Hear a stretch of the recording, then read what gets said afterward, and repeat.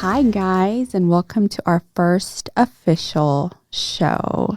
I'm Heidi, and I'm sitting with the beautiful Reem the Queen. And this is Spilling the Habib Tea. Tell them real fast, what is Habibtea in Arabic? Habibtea means like baby, babe, like my love.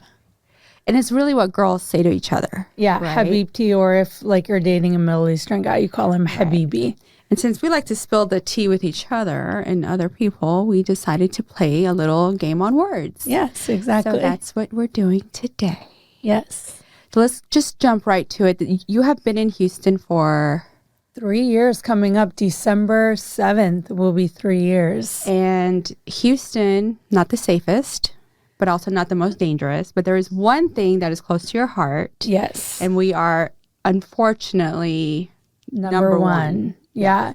So that's human trafficking. For those that don't know, we do live in Houston, and that is number one in the country for human trafficking.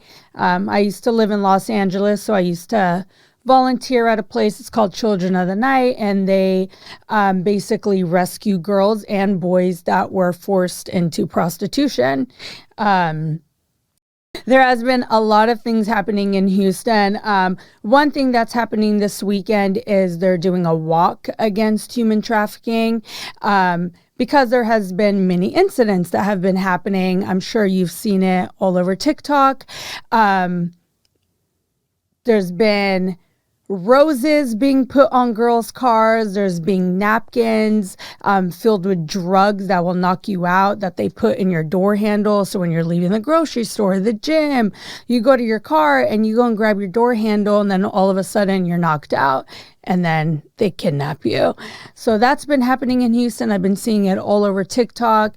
A few girls have came out and spoke that they actually did pass out. Thankfully, they were with trusted people. But yeah, it's getting really, really bad out here. There's this really great organization. They're called Our Rescue. They are actually releasing a film on human trafficking that is their premiere is on November 3rd. So it's going to be great. It's going to talk about, it literally could be your next door neighbor. That will literally traffic you. That's probably trafficking girls outside your right next door, which kind of reminds me of Jeffrey Dahmer. Yeah. Except he's not trafficking. He's killing young men. And that's crazy right now. And that's really, really big. It's all over the place. That Jeffrey Dahmer series. Yeah. Yes.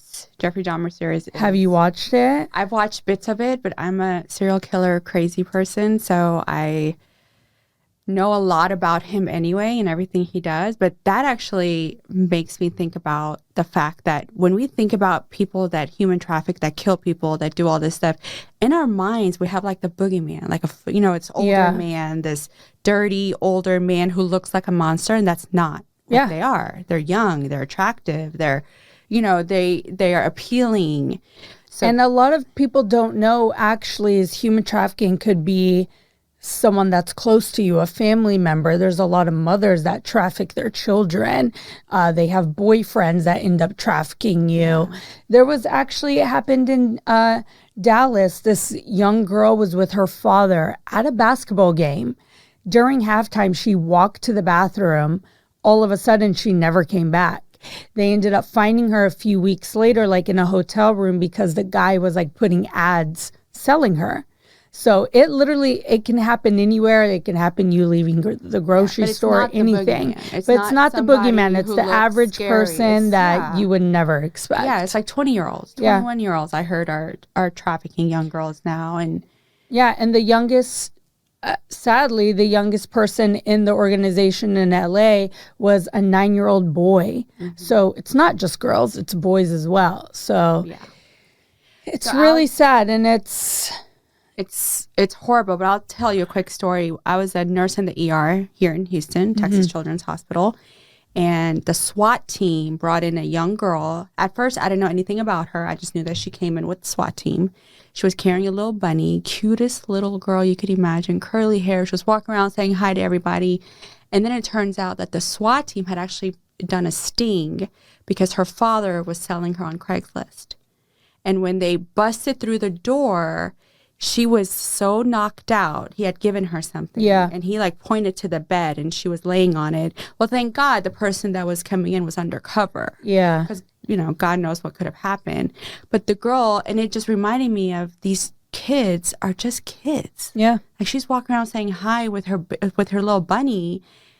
And she has no idea what just happened. Like she just went through.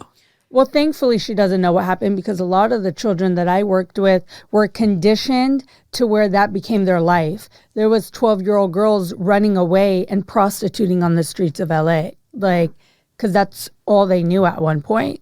Like, Right. So that's good. They caught it, like when she really didn't know what was going on. And she obviously trusted her father, so that's another thing. Right. But back to Jeffrey Dahmer. Yo. What do you think is the... First, I blame Silence of the Lambs. Okay, Silence of the Lambs created some Hannibals and created some Clarices. Yeah. And I became a Clarice. Yeah. I am obsessed with serial killers. Yeah. I think it's morbid curiosity. I think it's the whole like mystery behind it. I want to know all the sides of the story. But I blame Silence of the Lambs. So what do you think is everyone's obsession today with serial killers? I think that a lot of people are messed up in the head. So Jeffrey Dahmer was the most famous serial killer. Everyone was writing him, so infatuated with him. Girls were so in love with him. Guys were writing him. They wanted to know how he did it. They wanted to know how he got away with it. Like, people are sick. I feel like if there's a lot of people walking out in the streets right now that if they had the opportunity to probably do that, I think they would. I think that's disgusting. It's the most disturbing thing I have ever watched. So it is Netflix's second largest English language series of all time. Yeah, it's like So number there is an one trending obsession right with now. it. Well, you go on TikTok and everyone's remaking scenes from it.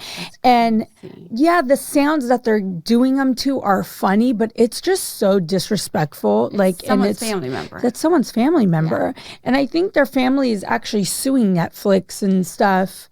They are. Right now, yeah. There's a couple of families and people who are upset. They say Netflix is, profiting off of someone's death. But in all fairness, movies do that all the time. There's Holocaust. There's like, killings, there's so 9/11, many... there's- Of Jeffrey, though, that's not the first. Like, No. the good thing with this documentary, I haven't seen any other ones, but this one, like, really sheds light on the police and how the police didn't do anything. And then they really told the stories of all the victims and how they had so much going for themselves, what they were doing. They talked about their families. They showed all of that. So I think that was like a good, like good view of like what happened versus every other documentary. And also follow your instinct. Yeah. Those neighbors, bless their heart. That's what I'm saying. They knew. They knew. And the they cops didn't do tried, anything. and nobody listened. But I don't know if you've seen the one Asian boy that they physically handed back to Jeffrey. that's the saddest story to Yeah. me. That is so sad. That What's even sadder is that kid already knew because he tried to do it to his brother. The sad thing is he just needed money and he actually thought he was going to get paid for, I want to take some pictures of you. Like, it's just so, I don't know. It was so disturbing. I couldn't like stop watching it because I just like wanted to know. Like, I was so, not intrigued, just so interested, like how someone's brain can get to that point. Yeah. And he was just so calm and so like, and his dad supported him throughout the whole dang thing. I'm sorry, if my child did that to someone, there's no way. There's a lot of, they'd be in jail. Hands down. They were in jail and the dad was right there with him. Yeah, I think, unfortunately, it won't be the last. Oh, obviously, we talked about serial killer right now. Yeah, it's not the last. So it's, unfortunately. well, no, we didn't talk about serial killer. There's Where a you serial are killer. Right now. Yeah. There's a serial killer right now in my hometown, Stockton, California, where I was born and raised. Right now. That has killed 7 or 8 people so far, and they still haven't found him. And it's he's all like, different ages, right? Like, yeah, he's it's like all over the board. He's like targeting kind of like older-ish men. a few of the people that he has killed have been homeless. He did kill a woman that looked like a man. But they still haven't found this person. They have video of him. Obviously can't see his face. He like kills between the hours of 11 p.m. and 6 a.m. if you're just like out walking in the streets. So yeah, that's times crazy. Are scary. And I've been wanting to move back to California, and I'm like, it's a sign. Maybe not. Maybe not. To be a serial killer in 2022, you have to really have the balls to do it, because now I'm not saying this person is like a strong person or anything, but because it's very cowardly to shoot somebody in the dark, but it's 2022. Yeah. Forensics are like the industry alone. I mean, they can find out who you are by like the half of your palm print. Like that, all the video cameras that are everywhere. Yeah. Yeah. CCTV is everywhere now. Everybody has a Ring doorbell. To be a the video footage that they do have of him is all Ring cameras. See, that's just crazy to me that somebody can get up and go, I'm going to be so, I mean, okay, maybe in like 1979. But I feel like after COVID, everyone just kind of like lost it. Sure. A lot of people did lose it. Yeah. Well, one person who is very close to a killing that's very well known, well, maybe not that close, but you know someone that was there, is PNB's murder. Yes. His girlfriend, baby mama, is a friend of yours. Yes. And she went through hell. Yeah. For nothing. Yeah. I heard about it, and I literally went to go write her, and I seen all her comments. It was like 14,000. Then you would refresh it at 20,000, refresh it at 50,000. I'm like, oh my gosh. And everyone is blaming her. And I've had my own, friends of mine around me that were all blaming her as well. Like, she shouldn't have posted. She shouldn't have posted. Number one, don't speak about anything that you don't know about, you know, like even me, that could have been the case, you know, they could have, like, I'm the type of person, and you and I were just in Paris. And what did I tell you when you posted it when we were at a restaurant? You asked me not to post. Yeah, I was like, don't post until we leave. Yeah. I've always been that type of person. Yes, she dates this caliber of men that you like. Fast forward a couple weeks before that, PNB did an interview that they tried to rob him on Fairfax. Now, where he was killed is totally different than Fairfax. And this was in broad daylight. So it's like, yes, she should have been more cautious of, posting your location. Yeah, post after, you know, people like have no chill nowadays. He wears expensive jewelry, all of the above. Of course, we all know this. But coming to find out, it had nothing to do with her posting the location. She went through hell, deactivated everything, changed her number, like people sending her death threats. Like, for what? It's already bad enough she just lost the father of her children, her significant other. Now she's getting blamed for the death, and she's being investigated for his death. And come to find out, it's a 17-year-old boy and his father. Yeah. But I feel like people are too lazy these days to learn things or find things out. People are so quick to conclusions. To point, yeah. Before I got off Facebook, and I've been off Facebook for about, 5 years now. But before I got off, somebody had shared an article, and it said, 12-year-old raped while mom watched. That's what the title of the article said. Yeah. And the comments were horrific. Yeah. Death to the mom. F the mom. What kind of mother is this? I mean, it was like, shoot her down, do the same, karma, blah, blah, blah. That poor girl. She probably had a gun to her head. She was tied up. They never bothered to read the article. Yeah. And here you all are talking all this mess about this poor mother who was tied up, who had to watch her daughter get raped in front of her. And you guys don't even bother to click on the article before you jump to judgment. Yeah. It's horrible. It's not, they are lazy, but for the thing with PNB, there was no article to read. People are just judgmental. They want to blame someone else for everything. They want to believe the worst in people. Yeah. All the time. Yeah. I mean, there's people around us like that too. Yeah. We want to believe the worst in people. And that's sad. That's really but sad. my heart goes out to her family. Like, it's just such a sad situation. Like, the people that do stuff like that are people that obviously have nothing to lose. So, It's just an unfortunate situation. We see it every single day. Unfortunately, it's not going to stop. No. Just like so many other horrible things in this world. It's just going to keep getting worse until we get better. And there's only one way to do that, Reem. Through Jesus Christ. There you go. Listen. Well, do you want to add something? I was just going to throw out some verses for you, but we all know. Well, I was just Jesus say, is the way. Jesus is the way. But I was just going to say, speaking of LA celebrity status, I have a new favorite tax evader. Yeah. That's another thing, horrible situation, and people want to put blame and start talking about stuff they don't know about. Yeah. Well, they say her hips don't lie, but they did on her taxes. Oh, I was talking about someone else, but we're going to talk about her Shakira. as well. Who are you talking about? Alex Jones. We're going to talk about both of them because they're both going to jail. So that's the common denominator of this. Both of these stories. For Shakira, she did put out a statement. She said, listen, I paid my taxes. I don't know what these people are talking about. These people being the Spanish government. Right. So I honestly, I just seen a bunch of headlines and a bunch of memes of bailiffs and all this dancing to her music. Can you tell me a little about what's actually going on? What happened with her? So they say that while she was living in the Bahamas for a certain number of days out of the country, she kept coming back and forth. And she was, from what I read, this is what I understood, but she was still due to pay taxes on the money she earned to Spain. Mm-hmm. So for a while, she did not do that. I believe it's like $14 million, $14 million. Like it's a crazy amount, Dang, like a crazy, sis. crazy amount.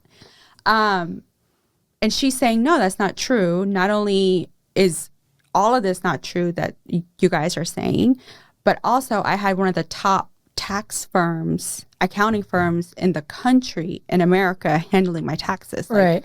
I know I don't owe you anything. And she says she has paperwork that shows she owes nothing. And if she owed anything, why would they not just go to her? Yeah. Why, release all this stuff and try to have all this press and et cetera, et cetera. She thinks it's just them trying to blackmail her or embezzle money out of her. So is she going to jail? We don't know yet. Where is she going to go to jail if she goes to jail? Spain. Oh, no. Yeah. But I feel like now the new Can we make a petition? Well, I hear there's people trying to do like a GoFundMe for her. Oh, Shakira, I know. But Habibtea? Habibtea, I know. Oh, no. I know. But listen, if she does go to jail, I'm going to go to jail with her. I'm going to just so write I can her. Get a free concert. Yeah. Can I be her pal? Like, I have so many questions for her. But that's I do suck. think we should change it into a verb. We should be like, listen, in order for me to get that purse, I'm going to have to Shakira fraud the IRS. Okay? Shakira fraud should be the new thing to do. Shakira fraud to go to Paris. So, she's been so successful in her life. I don't think she would have to do that. I mean, you never know. You never know. I mean, I don't think you get to this point without at least receiving one letter. Yeah. Right? Like, they must have contacted somebody on her behalf and said, hey. I wonder why she was even living there to begin with. The Bahamas? I don't know. But she's done so much So why would she go to jail in Spain? Because apparently that's who she owes the taxes to. How? I don't know. I was reading something about because she has like some citizenship there or something, some sort of joint something, but she was living in the Bahamas, but she was making money there and she didn't pay. As far as she's concerned, she has zero balance. She says she owes nothing. It's all international law. I believe Shakira. I'm making a petition. Anyone who wants to sign, you're more than welcome. Shake your hips. Shake your hips. That's our signature. And I want you to tell me a little about Alex Jones, too, because you're familiar with that as well. Scum of Earth, Alex Jones. So we're going to start our favorite idiot. My favorite idiot. My favorite idiot of the week. Yeah. And Alex Jones is it. Our favorite idiot. My favorite idiot, for sure. This horrific, soulless, heartless moron, okay? After these poor kids were shot and killed in Sandy Hook, he goes on air and starts spreading propaganda, lies. And Sandy Hook was how long ago? 10 years, I think. Has it been 10 years? Yeah, I think it's been a while. It's been a while. It's been a long time. Okay. But he goes on, and I'm sorry, I might have my school shootings mixed up. No, it was the Sandy Hook. Okay, because there's been so many of them. Yeah, I know. And yeah, that's another thing for another topic. Yeah, for another day. He goes on air and he starts telling people, and he's got millions of followers. People listen, millions of So who people is listening. Alex Jones? So he's a political correspondent radio host. Okay. He used to be on a show. He used to have a podcast. He had a radio station. And he goes on air with millions of people listening. And he says, listen, it's a lie. These people are actors. No one died. Meanwhile, on his own text, he's talking to people about the shootings like they're real. Yeah. So because it was real. It was real. So he keeps spreading this lie. He keeps spreading this propaganda. Meanwhile, these families are mourning the loss of their children. Right. They have buried their children. Like, who did I bury then? Yeah. And while this is happening, mainstream media has now taken up what Alex Jones has said. Yeah. Certain networks are now saying, was it real? Is this not right? Is this whatever? So the families got together and they sued Alex Jones. Okay. So I did see little clips. I seen a mother come up there, show pictures of her daughter, talk about her daughter. Okay. So of course he lost. So he's going to jail too. Well, he might be going to jail if he can't pay the $964 million. That's how much he owes. But what kills me is and does that go to all the families? So the first two families alone are getting $270 million. Whoa. Why those two specifically? I don't know. I think he targeted them the most because those two fathers were the most outspoken against, like having more gun control, having certain things. So I think he targeted them more than the other families. Yeah. But the man has the balls to leave the courthouse after the judgment. And when he's approached by like news reporters, asked about the judgment, he turns to them and he goes, well, I guess this is what hell feels like. No, Alex. Yeah. You know what hell feels like? Losing your child to school. Yeah. Shooting. And while you're mourning them, having some idiot call you an actor and that your child never really existed. Yeah. That's what hell feels like. Yeah. You got off easy. Yeah. But that's my Alex Jones, I work at a consumer debt firm. If you need help with your judgment, give us a call. Call Reem immediately. And I will help you for a nice chunk of change. A nice one. Big old chunk of change. So I wanted to talk about, this is like the season of people breaking up. Yes. A lot of people. A lot of people. A lot of divorces. Whole lot of divorces. And I have a little list of them. I have Tia from Tia and Tamara, her husband Corey, Neo, and his wife Crystal. They just finalized their divorce. Leonardo and Camila, they were never married, but they just broke up after 4 years, I believe. Miguel and his, I can't pronounce her name, but she's beautiful. She's Persian. Tom Brady and Giselle. Erica Mena and Safari, and that's a good friend of mine. They just finalized their divorce. Finally. Yeah. What is going on? There's something in the water. Kim and Pete broke up. There's so, like... Nia Long, after 10 years. Yeah, what's going on? There's something in the water. Listen. Say it. God. God is the way. Listen. There's something happening in this season for a reason. Okay? These people spent so many years of their lives. And the common denominator is all rich, famous men. Mm-hmm. Who probably think they can do anything. Who majority, I think probably all of them, have all cheated. Listen. There's something in the water right now. God is doing something. I promise you. These girls are going to come out on top, though. I believe it. Blame social media? Not with these specific men, no, because they can go out. go to the mall, they go anywhere and bag girls so easily. But social media is such a huge indicator of why a lot of people break up or why their relationships just don't work out to begin with. Like, and I feel like there was never option. Now there's so many options. Literally at the click, you could be with anyone that you want. Yeah. So many dating apps now. You could slide into a girl's DM so easily.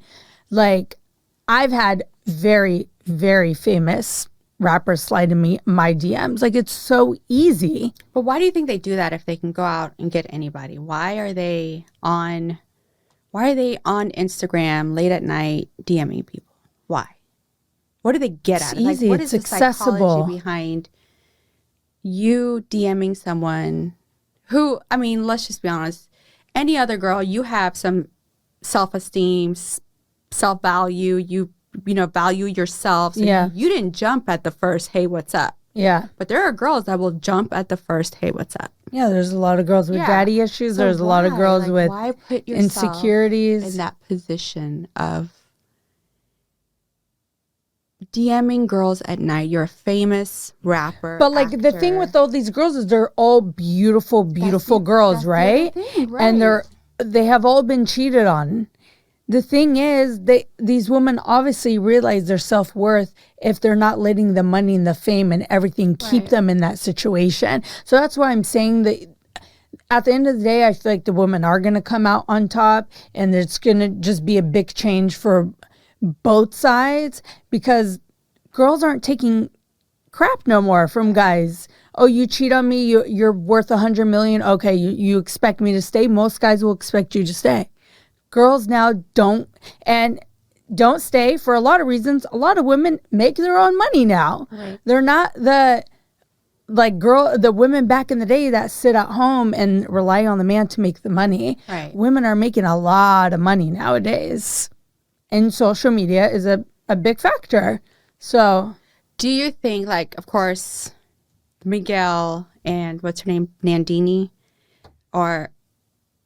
we obviously don't know about their situation, but do you think it had to get to a point for her to go, okay, bye? I feel like, yeah, they all had to probably get to a point. Like, they had to have gone through this before. Yeah, because you obviously want to make it work, right?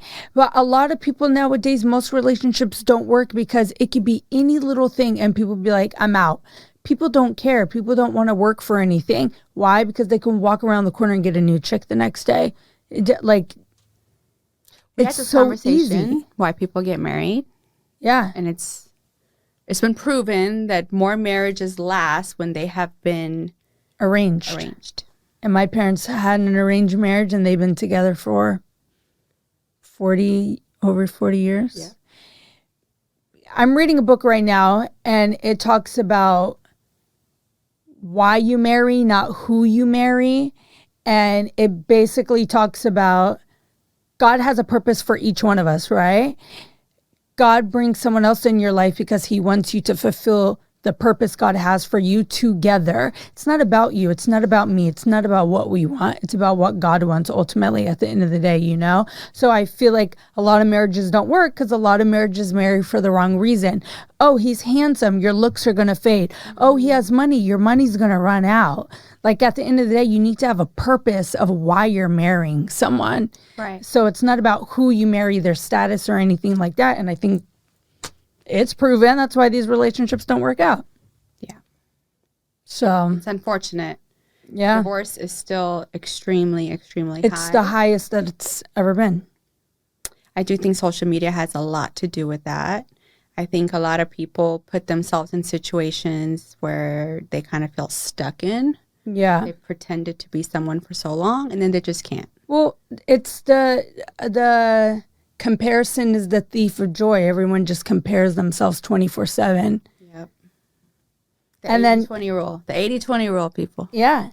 And then I also want to talk about how a couple people that are huge on social media, Kim Kardashian, Khloe Kardashian, they have been a huge factor on why girls compare themselves, why girls get work done to themselves.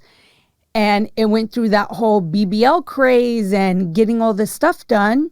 Now they switched up. They took their implants out from their boobs and their butt. I just seen a doctor do a whole video comparing their pictures from 2017 to now. They literally took all their work out. And it's like, so much weight. They lost so much weight. So, and then I saw another interview of a doctor saying that this is like they have not done as many BBLs in the past couple years as they did like when the Kardashians first started getting them done. So it's like, are we going back to that skinny phase of like that model look? Like, what do you think? We may be. Not a lot of people know Chloe's actually very thin. I literally was sending my sister pictures and I was Very like, thin. Yeah. But I don't know if you watched their new season. I haven't. There's a reason for her being really thin. Oh. She was under a lot of stress. Yeah. And then they were like bashing her. I honestly just seen this on the way over here right now. They were like bashing her because she was at Fashion Week and she had Band-Aids over her face. And she had a tumor. She had tumors on her face. I literally just found that out right now. To conclusions without knowing anything. Yeah. Oh, she got more work done on her face. That's why. No, she had a tumor. Everyone is going through something that you don't know about. The girls that go through I'm going to get my body done or I'm going to go do this. It's insecurities at the end of the day. If you really loved yourself and you really liked how you look, you wouldn't go do that. Right? So it's like. I'm all big about do whatever you want to do, but I do wish that they were a little bit more honest about the work they've done. Yeah, I think that's what messes, especially young girls up. Young girls' heads up. Yeah, because everyone's like, I want to look like Kim Kardashian. You know how many doctors say they are about to do someone and they walk in with a picture of Kim? I want to look like her. Oh, I do people's faces and all you the time. Are in the aesthetic world. Yeah, and they bring me pictures of Kim K. There's actually aesthetic medical spas that sell what they call the Kim K package. That's so insane to me. So that is, I just wish they were more honest because anybody in the aesthetic world or in the plastic surgery world, one look at them, their befores and afters, we already know what they've done. Obviously. It's you're not ugly, you're just broke. Exactly. Exactly. You've never met a broke, beautiful girl, have you? But anyway, that's my only wish is that they would just come clean with everything that they've done. Yeah. Chloe came clean with having a nose job, but Chloe has not only had one nose job. Yeah. I've seen her nose. We're going on 2, maybe 3 nose jobs. Like she is missing half of her cartilage. Like you can see it when she's taking pictures. I feel like with them, social media, that's another thing. Social media messed them up because people are judging them 24/7. Chloe went from the big girl, everyone talked about how big she was. She lost all this weight. They still talked about her. It's like, they're still talking about her. And they're still talking about her. I had a friend in London who was a big time blogger. And when Kim came out with her perfume, she did this media, I don't know, like tour. Mm-hmm. One of the places was London. And she sat across my friend and my friend was like, her makeup was so darkly contoured. And my friend didn't understand why was her makeup so contoured like that? Like it didn't look like it was blended in all the way. Yeah. And then she said that, Kim would answer a question and then go like this.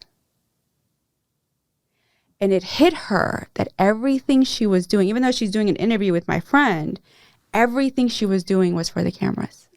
Yeah. The smile, the contour that has to come out on film versus in like real life.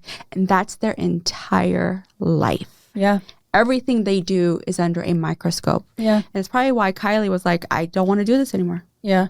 I'm done. Like, this is not the life for me. I never wanted to be famous. Where Kim was like, I always wanted to be famous. Yeah. She's like, I love this life. Which kind of reminds me of Paris when I was like, I don't like people singing happy birthday. This too much. And you go, I love it. Everybody join. I was like, happy birthday to me. I love it. And that's crazy you just said that because I went to church last night and I accidentally went to a marriage class, whatever. They said I can still come in You because say there was accident, I think no, other reasons. the name of the class, because I go to like Bible study. There's like 6 different classes. You can literally go to whichever one you want. This one was called Your Personality Matters. So I was like, oh, I want to learn about my personality. You know, it matters in relationships in your life, you know? Right. We did a test. And my test came out that I was the socializer, and I was a socializer and a mobilizer. And a mobilizer means like you're very powerful. You're present when you walk in the room. It's like you just have a strong voice.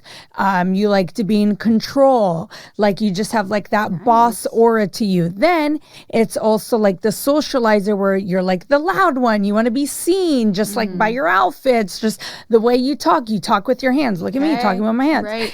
And I was like, oh my gosh. That's literally me. And then the other 2 were an organizer and a peaceful one. And it wrapped up all to say that like Jesus is all 4, but you know. Of course he is. But yeah, that's crazy. No, I took the test and I was like, wow, I am really like that. You are. That's on the, that's.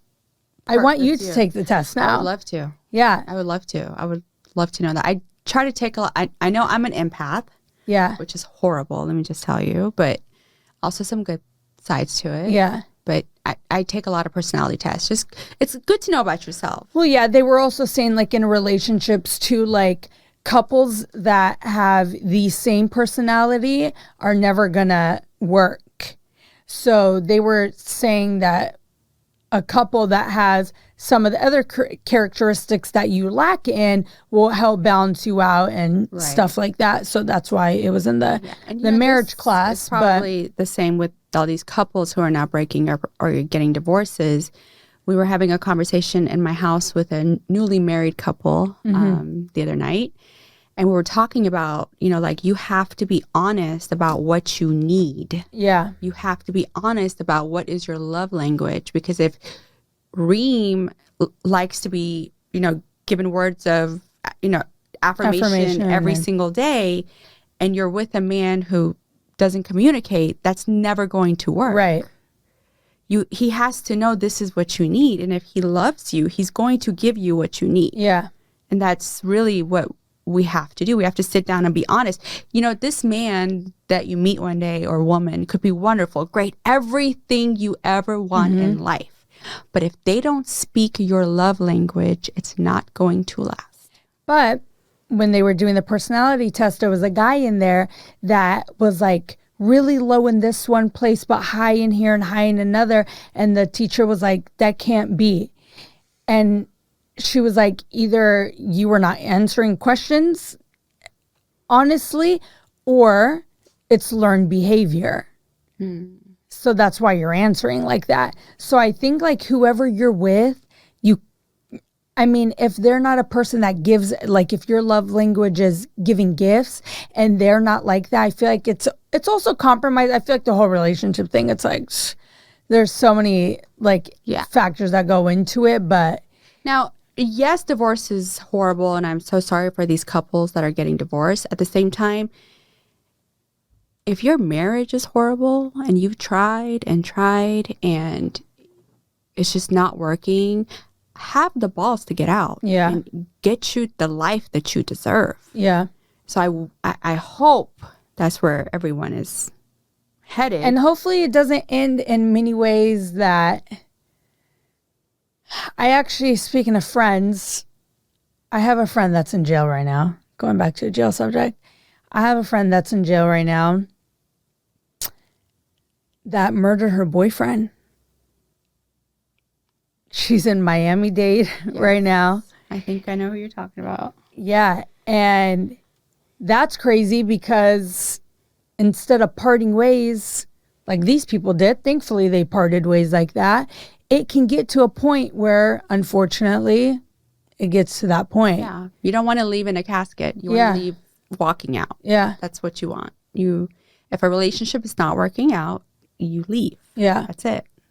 Either way, abuse, emotional neglect, just not on the same Just if you outgrow each other, I feel like people get so comfortable. And I feel like a lot of people get comfortable and they don't leave a relationship because they don't know their self-worth. And they feel like, I'm not going to get anything better. This is the best that I'm going to get. Or they're afraid to be alone. Listen, there's nothing with being alone. There's nothing wrong. You need to learn how to be alone and love yourself and be okay by yourself before you get in a relationship. Yes. And one of the best advice a friend ever told another friend of ours was, you have to love your single life so much that when someone comes around, they have to be worth giving it up for. Yeah. Like, you have to love being by yourself so much that you're like, do I want to give this the luxury of my own time to this person? And that's really, I have a friend who's married. I'm not going to say any names. Not happily. Spill the tea, baby. Spill the tea. I have a Habibtea that's married. And I asked her, and she'll know who she is when I say this, but I didn't tell her this is how I felt, but this is how I feel. Right. I asked her, how is everything? Because, there was some commotion in the beginning of her relationship.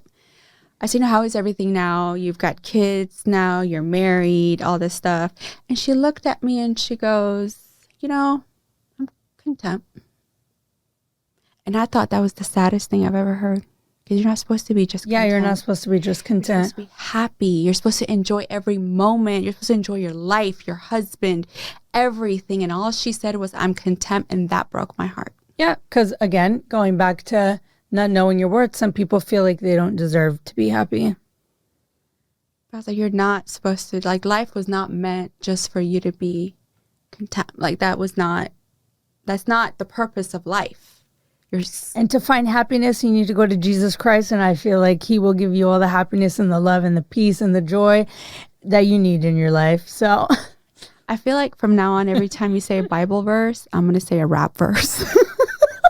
We're going to have the best of both worlds. On our next episode, hopefully Heidi is going to drop her new single. I am an aspiring rapper, FYI. And I am not. So rapping on the next show. Yeah, we're going to wrap it up, and I will wrap it up with a Bible verse. And I got to think of a good you're going to wrap it up with a rap verse. With a rap verse. Okay? I wish I could quote Kanye because I really do like his rap. But Kanye's going to Kanye. So we just won't talk about Kanye. We're not going to talk about Kanye. But anyway, we're going to wish people well. We're going to wrap it up with a Bible verse. We're going to wrap it up with a Bible verse because Reem is going to make sure heaven is crowded. Yep. You got me a shirt that said that. Mm-hmm. You did. This is Proverbs 19:8, and it says, to acquire wisdom is to love oneself. People who cherish understanding will prosper. So we love you guys, and we appreciate you guys for tuning in to Spilling the Habibtea. Again, my name is Reem. And I'm Heidi. And we will see you on the next show. Bye. Bye.